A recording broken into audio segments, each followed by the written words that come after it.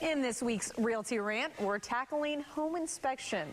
Vince Arcuri and McGuire from Cooperative Real Estate are back with us here on The Blend. Welcome to you two. Well, it's great to be back. What a relief this weather we're having after what we had last week. What a great weather we're having today on Memorial Day. So I'm glad somebody's getting to enjoy it. We're having to be in the studio. It's Labor Day. Oh, sorry.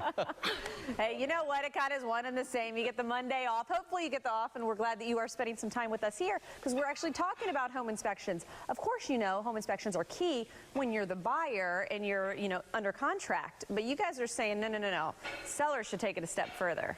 Yeah, you know what, Natalie? 90% of the homes that sell have a home inspection, and only 2% of those homes get a home inspection before listing. So that's what we want to talk about today, the importance of doing it before and why that's a good strategy to use when you're selling your home. I mean, I would have loved that. As you guys know, I just recently closed on a house. I would have loved if they had an inspection report before, because different inspectors find different things. What are some other reasons why? Well, one of the main reasons for us is, when you do it, when you sell your home and you get the inspection, you're going to get an inspection anyway. And if you go ahead and make these repairs and these modifications prior to listing your home, when your home ultimately sells and a buyer does their inspection and the inspection comes pretty clean, it shows a pride of ownership, and it shows that the home was well maintained when they don't find a lot of little nickel and dime common maintenance neglect items. So we feel like it gives a more confidence for the buyer moving forward that they bought a solid, well-maintained home. Have you noticed that buyers, when they do come into a house and you're listing the house, say, and they're like, yes, we already actually have done a home inspection, even before you get under contract, are buyers more eager to even at that process, at that first step? I think it does make them feel better. They know that everything's been done. They don't have to move into a house and spend a bunch of money making little nitnoid repairs. The other thing for the seller that's great is it saves the seller a lot of money, because if you make those repairs prior to going under contract, you're not going to have to use a general contractor. That is a requirement when you're under contract to use a general contractor for any repairs that need to be done. So if you do it before, you can either do it yourself if you're handy, or you can just use a handyman, and it costs a lot less than using a general contractor.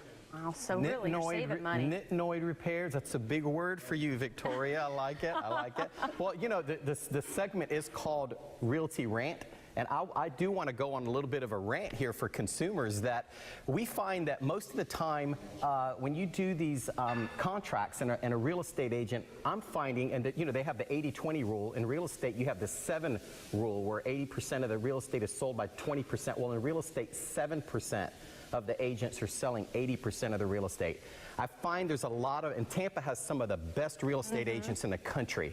But I do want to say that a lot of real estate agents that are very inexperienced, they don't properly explain the contract to their potential buyer. They just fill in the blank, sign here, sign here. Then they purchase a home as is, and doggone it, when they do their home inspection, they're asking for all these repairs. We have to come back to the seller and have another negotiation point. And, really, if you don't understand the contract, have a lawyer go over the contract with you, because it's one of the most frustrating things to have a home sold, for everybody to get you're lining up your inspections, your appraisal, and then here comes another negotiation point because the real estate agent had the buyer sign a contract that they really didn't. There's separate contracts. Yeah. So make sure you explain it and you understand it, because an as-is contract means as-is. It means you're going to accept it with all these nitnoid issues with it. Well, and correct me if I'm wrong, if the seller does get an as-is contract, then they're kind of feeling like, whew, I don't have to worry about a lot of the details. But then they're starting to get that negotiation list, and it's wah-wah. Hey, well, a buyer can, a typical contract's going to say that a buyer has the right, after the inspection, they can withdraw from the contract if they're not happy, which goes back to where we started about getting the home inspection prior to listing your home and making all those repairs so that you don't have that issue. Exactly. Wow. Okay, 2 great topics we covered today. Love the rant, love the information on the home inspection as always. And if you at home want more information, just give Cooperative Real Estate a call at 813-909-0999. I think I might have had an extra 9 in there for you. Just hit 9s and 0s and you'll get us. That's what he always tells me. Or just log on to realtyrant.com.